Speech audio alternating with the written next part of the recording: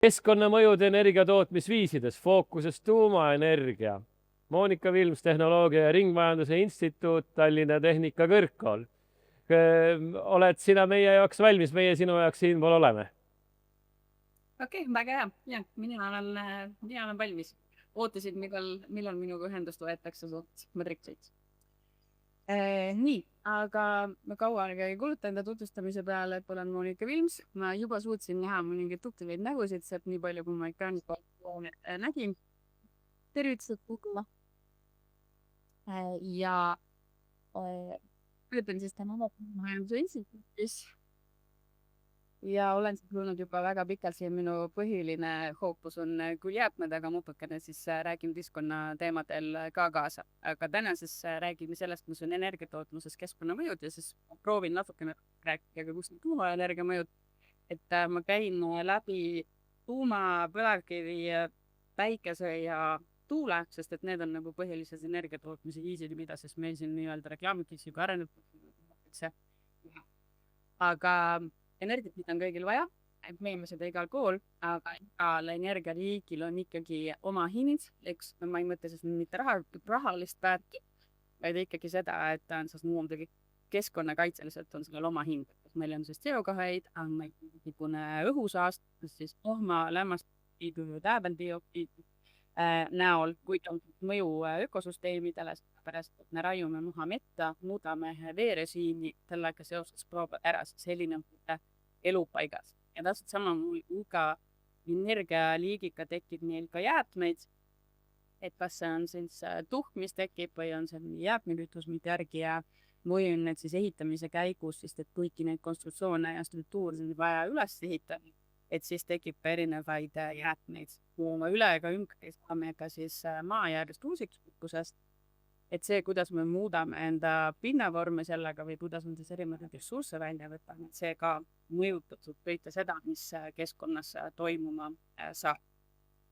Kui vaadata tuumaenergiat, et siin on lihtsalt selline üldine skeem, aga ma saan aru, et te olete puudma selle juba kõik selgeks saanud, et me ei oota teeni sullutamas, vaid vaadati kõik keskkonnamõjud ja millises etapis siis. Siin on kogu aeg ja kui me seda süsteemi üles ehitame, siis otseselt juba selle infrastruktuuri rajamiseks on meil väga suur materjalikulu, millega kaasneb siis CO2 heide ja kaevandamine, et sellega kaasneb CO2 heitmega muud keskkonnamõjud. Me muudame ka, kui me ehitame sinna neid infrastruktuuri lahendusi, teeme teid või liine, me muudame siis ka looduslikku loomad ei saa käia või kui seda krabid on harjunud käima sellepärast, et me ehitasime sinna tee kahele. Ja samamoodi, kui kogu see süsteem nüüd kinni panna, eks ju, me lõpetame selle ära, siis see toob endaga kaasa selle, et me peaksime need ehitised ära lammutama ja kui me räägime radioaktiivsetest või kui me oleme selleks tuuma energiat tootnud, siis see tähendab ka seda, et osa nendest hoonetest võivad siis olla ka kergelt radioaktiivsed või sisaldavad radioaktiivseid materjale, millega me siis peame ka tegelema hakkama. Ja kui me selle maa tahaksime ka selle tehase alt nagu kasutusele võtta, siis see tähendab ka seda, et seal maal võivad olla siis teatud ajalised piirangud, enne mida me seal ei saa siis näiteks mingisuguseid tegevusi teha. Ehk et kogu struktuuris osas on ka oluline jälgida, et millised need keskkonnamõjud siis on. Kaevandamisel otse loomulikult on keskkonnamõju, kohe järgmise slaidi peal või järgnevatel slaididel seda ka korra vaatame. Tootmisfaasis, kui me vaatame, siis tuumaenergiat peetakse väga heaks, sellepärast et CO2 heide on olematu, kui me räägime CO2-st.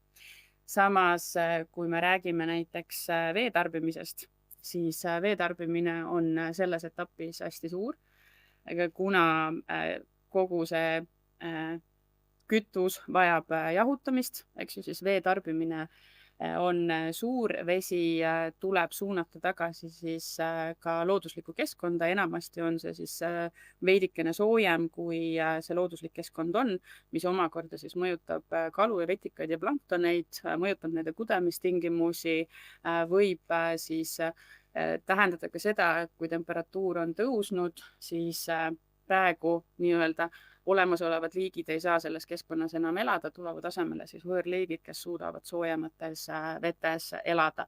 Ja kui vesi on, et ma saan aru, et Eestis ka rajatakse tuumajaamu või vähemalt on üks plaan, et siis on ka põhieesmärk ikkagi saada see mere äärde just sellepärast, et seal on vesi lähedal. Kui me teeksime jaama kuskile, kus on nii-öelda suletud veesüsteemid, ehk et me kasutame selleks järve või väheveelist jõge, siis eks ju võib tekkida ka see olukord, et kui meil on kuumalaine või meil on veepuudus, eks ju, siis tekib ökosüsteemidele stress ja samas on siis jaama töö ka piiratud. Siis tekivad radioaktiivsed jäätmed tootmise käigus, millega tuleb siis ka tegeleda. Üldiselt see valdkond on vist väga rangelt reguleeritud, et aeg-ajalt midagi juhtub, aga tõenäosus vist on viidud suhteliselt väikseks, aga päris nulli viia ei saa. Ja kõige suuremaks võib-olla keskkonnaohuks selles etapis ongi seesama õnnetuste juhtumine, et kui peaks tulema mingeid õnnetusi, siis need on potentsiaalselt väga suurte tagajärgedega. Meil on siis pikalt reostunud alad, metsad, põllud, veekogud, kus me mingisugust põllumajandustegevust teha ei saa, asustuse ümberasumine ja hiljem siis ka, eks ju, väga pikaajaline järelevalve ja puhastustööd, mis on vaja siis teha. Siin on lühidalt kokku kirjutatud, mis on plussid ja miinused. Et osadest nendest ma siin juba rääkisin, me kõiki neid läbi ei käi. Natukene rohkem tahan rääkida võib-olla uraani kaevandamisest, sest et seal on ka see mõju võib-olla kõige suurem ja kõige olulisem. Et siin on üks näide interneti avarustest, kus on siis näidatud uraani, ehk siis see, mida me põhiliselt kütusena kasutame tuumaenergias, et näidatud selle kaevandamine. Kaevandamiseks on 3 erinevat viisi ja nende keskkonnamõju on siis ka erinevad. Me kasutame avamaakaevandused, barjääre, siis on kasutusel allmaakaevandused ja siis on selline leostamise tehnoloogia ka, kus siis maapinna sisse enamasti siis pannakse erinevaid happeid või aluseid, kasutatakse siis põhiliselt väävelhapet ja siis leostatakse sealt kivimitest see uraan siis välja ja tuuakse siis pinnale ja hiljem siis sadestatakse ja saadakse siis see nii-öelda kollane pulber, mida me siis saada tahame selleks, et seda kütust toota. Ja nende mõjud on siis ka lähtuvalt sellest erinevad, et kui meil on avamaakaevandus, siis otse loomulikult me rikume ära maapinna, sest et me võtame kogu olemasoleva pinnase sealt ära, kogu elustik, ökosüsteem, mis seal on olnud, seda enam ei ole. Allmaakaevanduste puhul, kuna enamasti need on suhteliselt sügaval, siis keskkonnamõju selles osas on väiksem, et vähemalt visuaalselt midagi näha ei ole. Küll aga need samad radioaktiivsed ained võivad siis lekkida ümbritsevasse pinnasesse ja sealt võivad jõuda siis ka põhja- või pinnavette, olenevad sellised, millised need põhjavete liikumised siis on. Siis kogu selles protsessis on selline asi nagu radioaktiivne tolm, mis siis lendub, et see ei ole siis mitte ainult kaevandamise käigus, vaid see on hiljem ka siis nii-öelda uraani rikastamise protsessi käigus, kus ta võib tekkida ja hiljem siis ka selles jäägis, et me kõike seda maa seest välja kaevatud või sealt välja toodud materjali ära ei kasuta, rikastamisvabrikust jääb jääk alles, see tuleb siis panna kuskile seisma ja sealt ka siis emiteerib õhku radioaktiivset tolmu. Ja see radioaktiivne tolm võib siis, või kõik need radionukleidid, mis seal on, võivad koguneda siis toiduahelasse, jõuda pinnasesse, liikuda põhjavette ja elusorganismide jaoks see siis enamasti tähendab riskikasvajateks, erinevateks geneetilisteks kahjustusteks ja ka sigivusprobleemideks. Et selles suhtes need on ilmselgelt problemaatilised. Siis siin on näha üks avamaakaevandus lihtsalt, et aru saada, kuidas see mõjub ja milline see on. Ja kaevanduste või üldse uraani kaevamise puhul, et kui me räägime keskkonnaalastest aspektidest, siis keskkonnas valitseb selline süsteem nagu NIMBY sündroom ehk not in my backyard, mitte minu tagaaias sündroom, et me saame kõik aru, et meil on energiat vaja. Me kõik tahame seda energiat, aga me väga tihti ei mõtle selle peale, et kuidas seda energiat saadakse. et samamoodi ka see, et kuidas me seda uraani siis saame, et kui me Eestisse tahaksime midagi sellist teha, siis ilmselgelt me oleksime vastu. Praegu, kui me vaatame, kus kohas põhiliselt uraani, eks ju, toodetakse, siis Kasahstan on meist 2500 kilomeetrit, et seda mõju me ei tunne ja seda me nagu ei arvesta, et milline keskkonnakahju seal tekib ja kas see võiks meile nagu kuidagi halb olla, eks. Et lihtsalt näiteks, Kanada on ju veel kaugemal, et las nad seal kaevandavad, toovad meile selle kütuse ja ongi kõik väga, väga hästi, eks ju. No nii piltlikult võiks seda nii öelda, aga ilmselgelt tegelikult see mõju on, lihtsalt see mõju on kuskil mujal ja see ei ole hetkel siin ja meie juures. Siis väga oluline osa, millest ka siis mõju tekib, on nii-öelda see, kui meil on see energia ära toodetud ja meile jääb alles tuumakütus, mis siis on kasutatud tuumakütus. Osaliselt seda siis, eks ju, juba ka rikastatakse, et me saame seda kasutada. Rikastamise käigus jällegi on selle taaskasutamise käigus tekib jällegi seesama väävelhape, millega siis tekivad jällegi keskkonnale probleemid, erinevad hapestumise mõjud võivad sellel siis olla. Kui jäätmed on ikkagi muutunud nii-öelda jäätmeteks, siis eristatakse 3 erinevat jäätmeliiki, mis radioaktiivsete jäätmete puhul on. Tuumakütus on siis nii-öelda kõige kõrgema radioaktiivsusega jäätmed. Nende maht on küll väike, aga mõju on hästi pikaajaline ja me peame need siis kuhugi panema. Et siin slaidi peal on näha siis Soomes Posivas olev lahendus, kus siis nendesse punastesse tunnelitesse maa alla väga sügavale pannakse siis see olemasolev järgi jäänud jäätmekütus. Et aga jällegi me peame ikkagi tagama selle, et see oleks ohutu, see tuleb keskkonda paigutada selliselt, et kui see seal 10 000 aastaid on, et see tegelikult siis ei mõjutaks neid tulevasi põlvi, kes kunagi siis võiksid selle kontsentreeritud radioaktiivsusega kokku puutuda. Ehk et me peame nad panema nii sügavale ja nii kindlalt, et ükskõik mis maavärinad või muud õnnetused toimuvad, et siis mitte midagi ei tuleks sealt välja. Et omaette jälle selline keeruline teema, millega tegeleda. Põlevkivienergeetikas on kindlasti sellega, millega me oleme kõige rohkem kursis, suurim meie tööstusharu, suurim mõju ka Eesti keskkonnale, mida ta siis teeb. Selliseid positiivseid külge ma üritasin tuua välja keskkonna mõistes positiivseid ja negatiivseid külgi, siis positiivseid ma ei suutnud. Et meil on olemas lihtsalt nagu vähem halvad variandid, mida on kasutatud, et kuna on erinevad puhastustehnoloogiad, eks ju, väävliärastused, filtrid, siis see tähendab seda, et me oleme suutnud vähendada vääveldioksiidi või lämmastikoksiidide ja tahketosakeste heidet jaamades, aga tegelikult seda ei saa nagu nii-öelda väga positiivseks mõjuks või mõelda. Kaudselt me võiksime mõelda, et positiivne on ka see, et kui me kaevandusalad taastame, et siis me saame luua nii-öelda uusi rekreatsioonialasid või märgalasid, aga need kindlasti ei asenda seda ökosüsteemi, mis seal oli.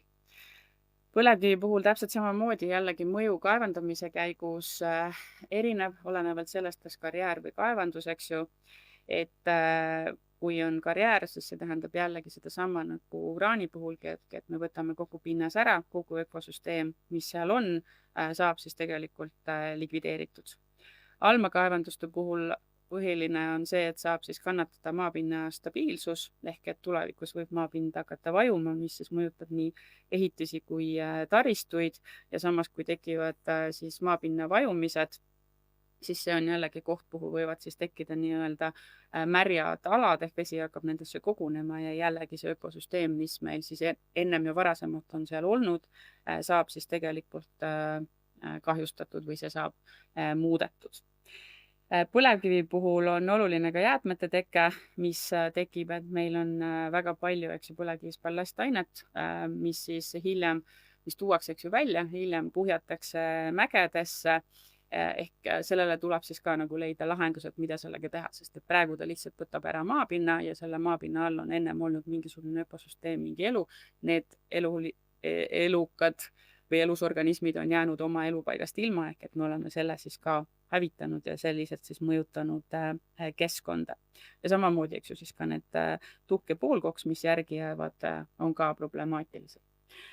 Kaevandamise käigus üheks suureks probleemiks on ka siis veetarve, sellepärast et vett pumbatakse välja ja see siis tekitab selliseid nii-öelda alanduslehtreid ja see ulatub siis väljapoole kaevandusala ka. Et see muudab jällegi veerežiimi selles piirkonnas, pluss siis inimestel võib ta ära võtta veed kaevudest. Ja samamoodi siis sulfaatide sisaldus kaevandusvetes tõuseb, mis sealt välja pumbatakse, ehk see toob siis kaasa ka selle, et tundlikumad liigid, kes siis ei suuda sulfaatide sisaldusega hakkama saada, võivad siis hävineda ja samamoodi, eks ju, siis ka need põhjaloomastike planktonid, kes on siis nende kooslus kõik muutuda, mis tähendab ka seda, et kogu toiduahel, kes siis neid planktoneid ja põhjaloomastikku kasutab, et ka nemad siis ei saa enam edasi eksisteerida, et võib tulla muu süsteem sellele asemele.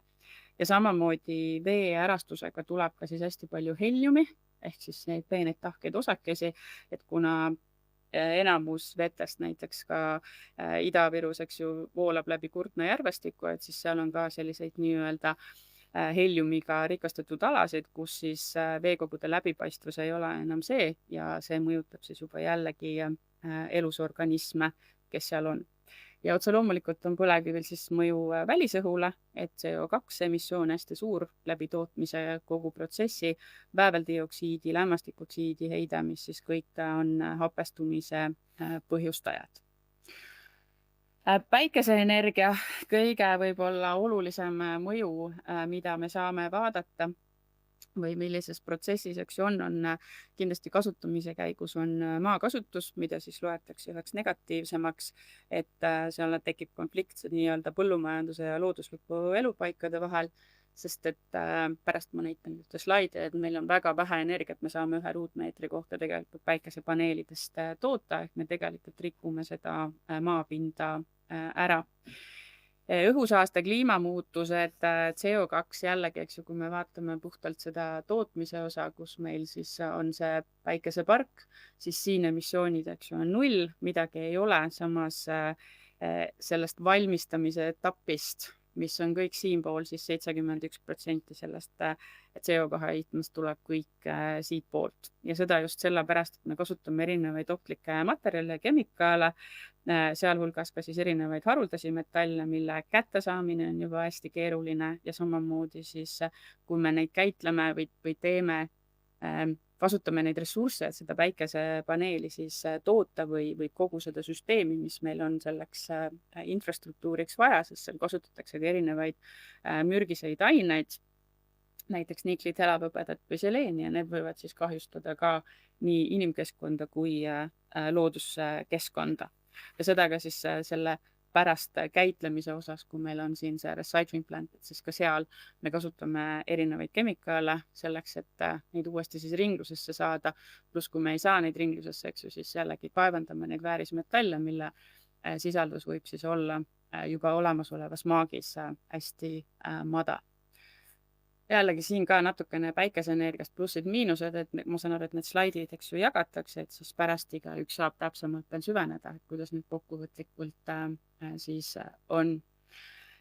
Tuuleenergia puhul, et igasugune komponentide tootmine ja transport on siis siin see osa, mis annab lõviosa siis nii-öelda kasvuhoonegaaside heitkogusest. Et suurim panus on ka siis mastide ja fundamentide ehitus, me kasutame seal hästi palju betooni, mis siis omakorda ka jällegi tõstab CO2 heite hulka. Ja selles suhtes ka, et kui muidu tuuleenergia kasutamise perioodil on CO2 heide 0, siis kogu elutsüklist vaadatuna on tegelikult tal ikkagi keskkonnale mõju olemas. Nüüd paigaldamisel maismaale või merre jällegi 2 erinevat, eks ju, võimalust, siis see tähendab seda, et me sekkume pinnasesse. Kui me seda ehitame, eks ju, siis me põhjustame mulla tihenemist, erosiooni, kahjustame mulla struktuuri meretuuleparkide ehitusel peetakse hetkel peamiseks murekohaks siis mastide püstitamisel tekkivat müra, mis siis võib põhjustada mereelustikku. See müra ja vibratsioon on ka hiljem, kui see tuulik siis töötab.